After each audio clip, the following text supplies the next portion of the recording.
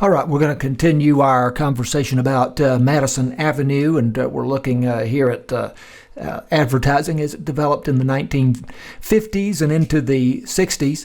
This conversation is based on Adland by Mark Tungate, which is available as an ebook through the G Library, and I urge you to find it and read the chapters as we go along. And again, the chapter that we're looking at right now is called Madison Avenue Aristocracy. There's a section in the chapter called The Science of Selling. People in the 50s became uneasy with the concept of psychology and psychiatry, I suppose more so psychology, being used in advertising. And the science of selling addresses that. David Ogilvy, whom we were talking about in the previous outline and video, often spoke about the need to reform advertising because he knew that people were repelled as well as fascinated by advertising. Television advertising became more pervasive and people became more aware of advertising, and many were not happy about the increasing role that advertising was playing in our daily lives. Motivational research had begun back in the 1930s, so it had been around for a while by the 1950s, trying to determine what motivated people to buy a particular product. What were the decisive factors in their own minds? And in-depth interviews with individual consumers were one way of getting at that. And so there was this book, and you see the cover there, The Hidden Persuaders by Vance Packard, that came out in the mid-50s, became a bestseller, and talked about the motivational research techniques. And this made a lot of people in the 1950s uneasy because they felt that perhaps they were being persuaded without their being fully aware of it, that things were being done without their knowledge that were having an effect on their decisions through advertising. Packard described large-scale efforts to channel our unthinking habits. So here's a review of a recent video review of The Hidden Persuaders by Vance Packard. I'll pick this up somewhere in the middle. Hello again, this is Dan back with another Book of the Week review. This week we're reviewing the title The Hidden Persuaders by Vance Packard, which is a book that was written in 1957 all about the advertising industry. This book was pretty landmark for its time. Vance Packard spent many years researching and looking into the world of advertising, trying to uncover what it was that the advertising men of that era did to help us to decide as consumers what to buy.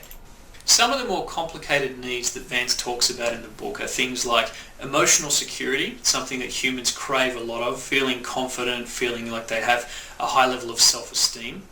The reassurance of worth, so feeling like they're a worthy person in the eyes of others, their family, their society, that type of thing.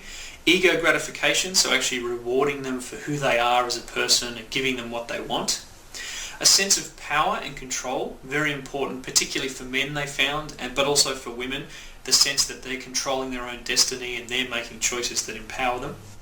And a sense of roots, basically a sense of being established somewhere, having an identity in the larger society and feeling connected to that in some way. And finally, the last one was immortality, the idea that something can live on after you, and you can do this through products and services. Of course, of all these things, the biggest overriding factor was social status. Now, this is the one that really gets focused on in the book, and Vance has actually written other books all about this idea as well, and it's one that really stood out to me in this book when I read it. The idea is that basically all of us are driven at an almost unconscious level to seek to be at equal or above the status of the people we're surrounded by.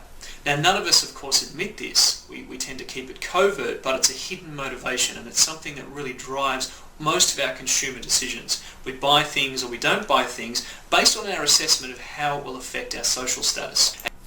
So I will pause that there, and you may like to watch the rest of that video, and I would urge you to do that. So one of the things that Packard popularized was the idea of subliminal advertising.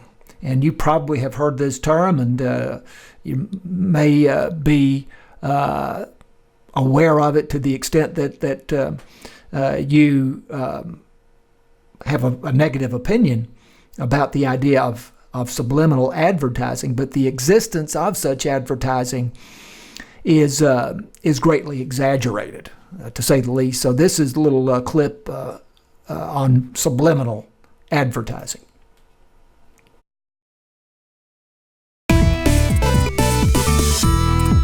In 1957, an advertising executive from New Jersey announced that he had convinced moviegoers at a local theater to buy more popcorn using subliminal messaging. He claimed that 45,000 moviegoers were exposed to flashes of the words "eat popcorn" and "drink Coca-Cola" on screen during a movie, with the words appearing and disappearing so quickly that viewers weren't even aware they were there. And as a result, popcorn sales increased an average of 57.5%, and Coke sales increased 18.1%. He got a lot of attention for this supposedly scientific test because those numbers are huge. It was every advertiser's perfect fantasy and every consumer's worst nightmare. The idea that we could be constantly influenced by messages we don't even realize we're getting freaked people out. Except the whole thing was a hoax. It turned out that there hadn't been an increase in popcorn or Coke sales at the theater in question. And according to the theater manager, there hadn't been an experiment at all. But that hasn't stopped us from believing in the power of subliminal messages. Surveys from 1983, 1994, and 2004 show that about 3/4 of people who are familiar with subliminal messaging believe that companies use it. And a majority of those people think that it works. Thankfully, research does not agree. Subliminal perception is for sure a thing. We definitely can react to a stimulus even when we can't consciously perceive it, which is different from superliminal perception, things that we do consciously perceive even if we don't pay direct attention to them, like product placement. The line in between those two is known as the subjective threshold. Then below that, there's the objective threshold, the level at which we don't perceive or react to the thing. Subliminal perception research dates back to a book published in 1898. So I'm going to stop that there, and she goes into a bit more depth here on this than is probably necessary for us. But basically, the idea of subliminal advertising has been exaggerated, and the thinking is that if it did exist, and it probably doesn't to any great extent in advertising, that it would not be very effective. And the reason it doesn't exist is that it's not very effective. So there's been more attention focused on that probably over the years than what is deserved. McCann Erickson is now just known as McCann, another of the legendary advertising agencies. They're very well known and identified for the slogan "Truth Well Told." They were the first to hire psychological research staff. Again, this is under the heading of the science of selling. And they had a reputation for data-driven efficiency, more so than flair. But they were leaders in the psychological research area. McCann was known for total marketing involving public relations and sales promotion, also along with advertising. Again, they are known just as McCann these days. This is a little clip about their rebranding a while back. Can a typeface change an entire company? Futura, part of the future, part of the past, just like McCann. Everything we've done to change McCann can be explained with Futura. This project started 3 years ago. We were the world's largest advertising agency, and we were celebrating more than 100 years in business. But our visual identity, once right for the times, felt just as old, and we had an uninspiring office space to match. But before we could look forward, we had to look to our past. We took a trip down to the basement and found artwork from Dr. Seuss and Norman Rockwell, prints from Edward Steichen and Henri Cartier-Bresson, all creative collaborators of McCann and our clients. We were inspired by our history. Our guiding principle, Truth Well Told, the world's first advertising trademark, was more relevant than ever. Anchored by a graceful, no-frills black Futura typeface set against a pure white backdrop, we created a new visual identity program. Black and white, like the truth. Devoid of clutter, it attracts attention with quiet confidence, just like the McCann brand. So I'll stop that there, but that explains a little bit about the rebranding of McCann, or McCann Erickson, as simply McCann. in recent years, but that is McCann is certainly one of the legendary advertising agencies. Another influential book is Reality and Advertising by Rosser Reeves, and it was sort of the anti-Hidden Persuaders. Rosser Reeves really didn't care a lot about psychology and motivational research and depth interviews and so forth. Very practical, very memorable, very direct approach is how Rosser Reeves approached advertising. And here is a little clip on the advertising man Rosser Reeves. Turning on TV, Part 1. Television became an important part of America in the 50s. It was black and white, just a few channels, no channel changer, small screen, but it was big business. And the first guy to really figure out how to make television advertising that worked was named Rosser Reeves. Now, Rosser Reeves' ads were simple, basic, logical, played them over and over again, but they were perfect for an audience that was paying attention and enjoying the new post-war prosperity. Now, you need to look at these early ads like you look at primitive art. We're going to show you two Rosser Reeves ads. This first one is for Madison. It's 60 seconds long. It's kind of ghastly. Just remember, it really, really worked. Let's watch. From doctors' offices across the country come survey replies of what doctors recommend for headache, neuritis, neuralgia, pain. 3 out of 4 doctors recommend the ingredients in Madison. Doctors know with most headaches, pain mounts up. You feel dull, depressed. Tension puts nerves on edge. Now, aspirin has just one pain reliever. Add buffering, you still get just one. Only Madison of the 4 leading headache remedies has special ingredients to relieve pain fast, help overcome depression fast, relax tension fast. I feel great. Headache's gone and my stomach isn't upset. And no wonder. Madison is like a doctor's prescription. That is, a combination of ingredients, a particular combination that brings fast relief without upsetting your stomach.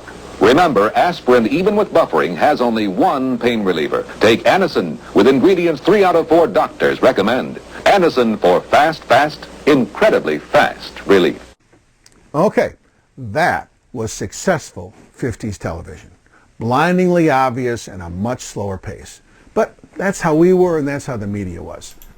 So, very, very direct, basic approach there, and not relying a lot on psychology, nothing fancy, but very, very successful. And Reeves also came up with the idea, or promoted the idea, of the unique selling proposition. And you saw some of that in the Madison commercial there, that they had a unique blend of ingredients that delivered results fast, and then hit that message very, very hard and directly with nothing fancy at all.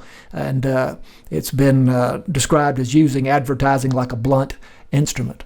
And a lot of that approach probably is still in effect today, and probably fairly effective, quite effective today.